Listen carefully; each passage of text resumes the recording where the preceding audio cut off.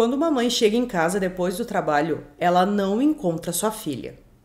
Fala pessoal, Carol na área, trazendo mais um vídeo aqui no canal. Todas as semanas eu trago esse tipo de conteúdo para vocês, casos criminais resolvidos, que ainda são um mistério. Então se você gosta desse tipo de conteúdo, já se inscreve aqui no canal, deixa um like nesse vídeo, que isso é muito importante, ajuda muito aqui mesmo. Deixa um comentário dando a sua opinião, compartilha o vídeo com os amigos e não esquece de ativar o sininho de notificações. Bora pro vídeo!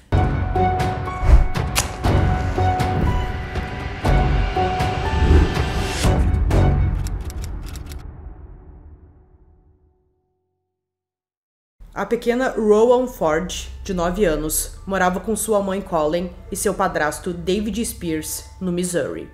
No porão da casa da família, morava um grande amigo de David, chamado Chris Collins.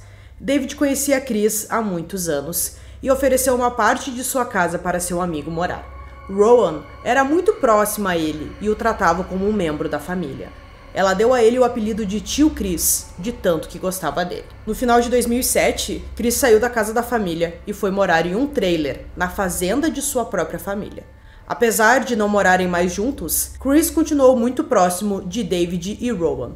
Os dois trabalhavam juntos e isso fez com que eles não se afastassem e ele também via a criança com frequência, pois a menina sentia muitas saudades do tio Chris.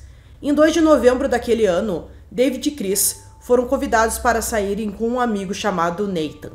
Eles iriam dar uma volta, depois tomariam algumas cervejas e, por fim, terminariam a noite na casa de David. Por volta das 8h30 da noite, a mãe de Rowan, a Colleen, saiu para trabalhar. Ela tinha deixado sua filha sozinha em casa, mas sabia que em pouco tempo seu marido voltaria para cuidar dela. Ela sabia que ele e os amigos jogariam sinuca na casa, então ela se sentiu segura, pois sabia que sua filha estaria em casa em segurança, com a presença do padrasto e amigos. Os 3 amigos beberam bastante naquela noite, e em algum momento o Nathan perguntou se Chris poderia levá-lo para casa, pois já estava tarde. Chris e Nathan não queriam deixar seu amigo David sozinho e o convenceram a acompanhá-lo. Embora isso significasse que Rowan, uma aluna da 4ª série, estaria sozinha em casa, e não teria sido isso que ele tinha combinado com sua esposa. No caminho para a casa de Nathan, o grupo de homens fez outra parada para beber mais álcool e fumar maconha no trailer de Chris. Depois de várias horas, David voltou para casa. No dia seguinte, mais ou menos umas 9 horas da manhã, a Colleen voltou para casa e ela estava esperando encontrar sua filha, porque naquele horário a filha já estaria acordada como todos os outros dias que ela fazia plantão. Mas quando ela chegou em casa, a sua filha não estava ali esperando ela. Então ela foi até o seu quarto e a garotinha não estava por lá. Ela achou aquilo muito estranho e ficou se perguntando onde sua filha estava naquela hora da manhã. Colleen então foi até o quarto do casal e perguntou ao David onde sua filha estava. O homem, que ainda não tinha despertado direito, disse que a criança tinha passado a noite na casa de uma amiga e ainda não tinha voltado. Quando Colleen perguntou na casa de qual amiga ela havia ficado, ele não soube responder. Na parte da tarde, a mãe ainda não fazia ideia de onde sua filha estava. Como ela não entrou em contato com sua mãe, ela decidiu chamar o departamento do xerife do condado de Newton e relatou que sua filha estava desaparecida. Quando os policiais receberam esse chamado, eles ficaram bem preocupados e uma busca em toda a comunidade começou quase imediatamente. O jornal local ficou sabendo do caso e imediatamente já colocou na mídia. A comunidade estava em alerta máximo. Além de procurarem a criança, alguns detetives foram falar com Chris, pois sabiam que ele tinha visto a criança naquela noite. A polícia conversou com ele em um estacionamento, onde ele contou o que os 3 homens fizeram naquela noite. Chris pareceu muito surpreso com o encontro com a polícia e afirmou que não tinha ideia do desaparecimento da Rowan até ele ser abordado naquele momento. Ele também mencionou que não teve contato com David depois que ele voltou para o seu trailer. Chris deixou claro que não tinha ideia de onde Rowan poderia estar e foi extremamente cooperativo, até mesmo visitando a Colleen e oferecendo ajuda na busca ali por sua filha. Ele estava muito preocupado com a criança, já que ele gostava demais da menina. 3 dias se passaram e a polícia não tinha nada, nenhuma pista. Com isso, o FBI foi chamado para ajudar na busca e investigação em 5 de novembro.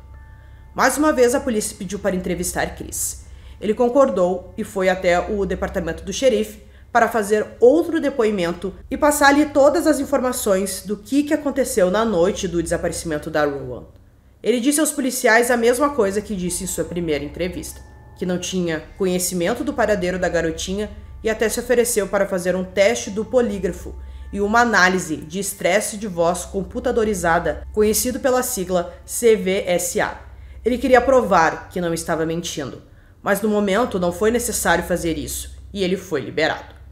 Mas na parte da tarde, algo estranho aconteceu. Durante uma patrulha de rotina, Chris chamou a atenção do chefe de polícia chamado Clark. Chris e o chefe eram amigos e se conheciam há mais de 17 anos.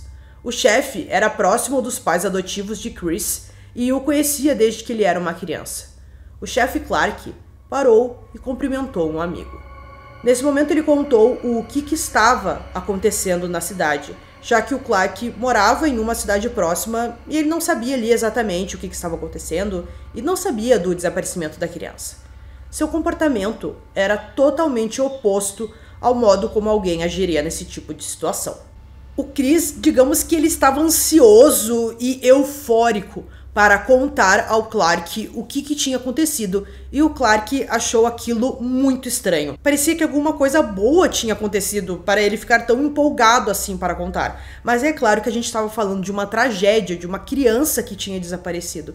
Mas foi bem estranho esse comportamento dele, e ele e o Clark eram muito próximos. O Chris, sempre que ele tinha algum problema, ele se aproximava do Clark, contava ali tudo o que estava acontecendo, ele era muito próximo do Clark. Teve um momento em que a mãe do Chris faleceu e o Clark deu todo o suporte para ele. Então era uma pessoa em quem ele confiava muito. Durante essa conversa, ficou claro para o policial que Chris sabia mais do que tinha contado. Logo depois, o chefe Clark contatou o FBI, que trabalhava no caso de Rowan, para informá-lo sobre a conversa bizarra que ele teve com Chris Collins. O FBI encorajou Clark a continuar a falar com Chris sobre o caso, na esperança de obter mais informações, e com sorte, a localização de Rowan, já que ele se sentia muito confortável para falar com um amigo. Naquela noite, a polícia foi até a casa de Chris. Chris mais uma vez fez um relatório quase idêntico ao de antes, só que dessa vez ele confessou que David sabia mais do que ele estava contando à polícia. Ele até mesmo se ofereceu para usar uma escuta para arrancar do amigo David uma confissão. A polícia levou essa escuta muito a sério e, como David Spears já estava na lista de pessoas de interesse, aprofundou-se ainda mais em sua investigação. A polícia então perguntou se ele daria amostras de DNA e ele deu sem problema algum. Ele também aceitou passar por mais um interrogatório com o FBI. Mas nesse interrogatório, ele agiu diferente. O homem chorou algumas vezes e os detetives o pressionaram para ele fazer uma confissão. Chris disse ao FBI que se eles fossem acusá-lo de alguma coisa, ele se recusaria a falar com eles. Após essa entrevista, o Chris foi correndo ao escritório do chefe Clark para reclamar do tratamento que ele recebeu durante a entrevista do FBI, dizendo que ele se sentiu incomodado com o comportamento dos detetives. Ele desabafou com Clark, alegando que nunca faria mal intencionalmente para machucar a Rowan. Em algum momento, outro policial acabou entrando no escritório do Clark e o Chris saiu correndo. Ele estava apavorado e estava nítido que ele estava começando a desmoronar. Em 9 de novembro, apenas uma semana após o desaparecimento de Rowan, os investigadores fizeram uma descoberta horrível. Em uma área densamente arborizada, a cerca de 9 metros de uma estrada, um buraco conhecido como Fox Cave foi examinado. No fundo, estava o corpo de uma criança que, após exames, foi confirmado que era Rowan Ford. Parecia que o corpo de Rowan havia sido coberto às pressas com folhas, mas assim que as equipes de busca o encontraram, souberam exatamente que era o corpo de uma criança. Ela estava nua da cintura para baixo. A única peça de roupa que estava em seu corpo da cintura para baixo era uma meia. Em volta do pescoço havia marcas de ligadura, hematomas e arranhões por todo o corpo, e suas áreas íntimas estavam bem machucadas. O relatório da autópsia afirmou que estava claro que Rowan havia sido abusada, antes de sua morte. A causa da morte dela foi por estrangulamento. O chefe Clark ouviu a notícia e iria ligar para o Chris, mas o Chris foi mais rápido e ligou para o amigo. Ele estava apavorado, pois disse que uma minivan cinza o estava seguindo o dia inteiro. Na ligação, o chefe pediu a Chris que fosse à delegacia caso ele se sentisse inseguro. O Chris concordou, foi até lá e quando ele chegou, o chefe deu a notícia que o corpo da criança foi descoberto no fundo de um buraco no meio da floresta. Ele queria ver qual seria a reação do Chris com isso. Com base em conversas anteriores que os dois tiveram, o chefe Clark acreditava que David era o responsável pela morte de Rowan, mas que Chris estava tentando proteger o seu amigo. Então, depois que o Clark deu essa notícia de que a polícia encontrou o corpo, o Chris sugeriu que ele e o chefe saíssem para conversar sobre algumas coisas, mas até então ele não queria falar sobre o caso da criança. Clark informou a outros policiais para onde eles estavam indo e os dois foram para fora da cidade. Em algum momento no meio do caminho, o Chris estendeu as mãos como se dissesse para ele o algemar. Parecia que naquele momento ele não suportava mais esconder o que tinha feito. O chefe Clark disse que não tinha necessidade disso, já que eles eram amigos. Chris respondeu: "Pelo que eu estou prestes a lhe dizer, você vai querer me algemar." Foi então que a verdade foi revelada. Na noite em que David, Nathan e Chris saíram, Chris sabia que assim que David e Nathan saíssem do seu trailer, ele pegaria um atalho e ele poderia voltar para a casa de David para pegar Rowan sem que os outros homens soubessem. E foi exatamente isso que ele fez. Uma vez na casa do amigo, onde ele morou por anos de sua vida, ele entrou calmamente no quarto de Rowan enquanto ela dormia e a carregou para sua caminhonete. Ela permaneceu dormindo enquanto ele voltava para seu trailer. Ele a carregou para o seu próprio quarto, manteve as luzes desligadas para que Rowan não pudesse ver e tirou a roupa da criança.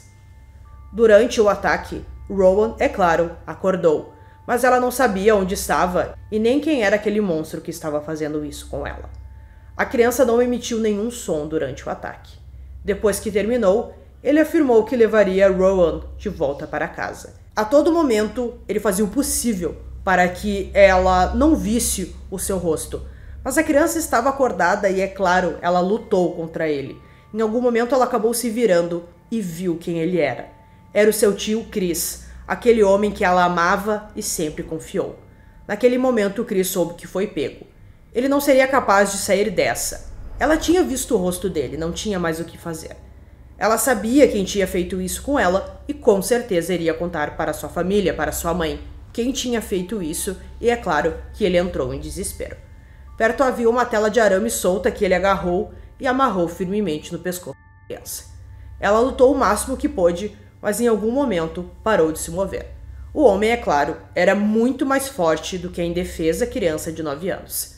Nesse ponto, Chris não sabia o que fazer. Ele pegou o corpo de Rowan, colocou no carro e começou a dirigir, enquanto pensava no seu próximo passo. Chris dirigiu até Fox Cave, jogou o corpo da criança no buraco de quase 6 metros e tentou cobrir o corpo com algumas folhas, galhos e qualquer coisa ali que ele encontrou no chão da floresta. Ele voltou para sua casa, onde percebeu que todas as evidências incriminatórias estavam expostas.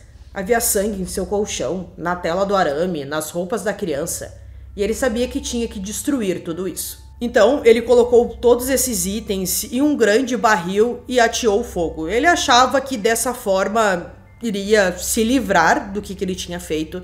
Teve até o colchão dele que foi manchado com sangue, então ele acabou enrolando o colchão dentro de um tapete e também queimou. Ele acreditava que não seria pego por causa disso. O chefe Clark ficou chocado com a sua confissão, mas isso não impediu de deixar o Chris viajar com ele no banco da frente do seu carro e até mesmo ele fumou um cigarro enquanto voltava para a delegacia para uma confissão filmada. Os investigadores levaram David mais uma vez para ser interrogado. E dessa vez, ele admitiu que ele e Chris agrediram sexualmente Rowan juntos e ele o viu matá-la e os dois jogaram o corpo dela no buraco. Mas mesmo assim, o Chris negou que David tivesse algo a ver com qualquer um dos atos ocorridos naquela noite. Parecia que ele estava apenas querendo defender o seu amigo de todo jeito. Mesmo com a negação do Chris, o David manteve a sua confissão. Em 2012, Chris Collins foi condenado por homicídio em primeiro grau. Depoimentos de testemunhas da família de Chris disseram que a sua infância foi muito difícil e também falaram as suas dificuldades em ser adotado. Chris também afirmou que tinha deficiência de desenvolvimento e foi diagnosticado com grave transtorno de apego dissociativo e transtorno de personalidade explosiva. Além disso, Chris tentou suprir quaisquer declarações prestadas nessas entrevistas, bem como qualquer evidência encontrada que o ligasse ao crime. Ele estava nesse momento tentando voltar atrás, tentando dizer que era inocente, mas é óbvio que ninguém acreditou nele. Essa moção foi rejeitada e o júri recomendou a sentença de morte.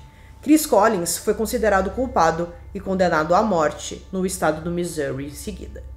A sua data de execução ainda não foi marcada. Quanto a David Spears, não havia provas suficientes para culpar ele pelo abuso e assassinato de Rowan, e, portanto, ele se declarou culpado de colocar uma criança em perigo e foi condenado a 11 anos de prisão. Então, pessoal, concluindo esse caso aqui para vocês, acho que é um caso muito terrível mesmo. Imaginar que aquela garotinha gostava tanto daquele homem que ela considerava seu tio. Ela gostava muito dele e a gente viu que algo terrível aconteceu. Teve a questão do padrasto meio estranha ali, que ele confessou, mas o Chris disse que ele não fez nada. Mas eu acredito que ele tem uma grande participação no crime, sim. A polícia só não conseguiu colocá-lo na cena. Mas não faria sentido ele acabar confessando aquilo se ele não tivesse feito nada. Então provavelmente ele sabia, sim, e recebeu apenas 11 anos, até porque nenhuma evidência contra ele foi encontrada. Mas que bom que a polícia descobriu e que bom que ele acabou confessando também, o Chris. Acho que ele não suportou guardar aquilo para ele. Então, se sair alguma data da pena de morte dele, né, quando será marcada a sua execução, eu conto aqui para vocês. Mas a gente sabe que isso demora muito. Então, eu espero que vocês tenham gostado desse vídeo. Esse foi mais um vídeo aqui no canal Durmam Bem. E até o próximo.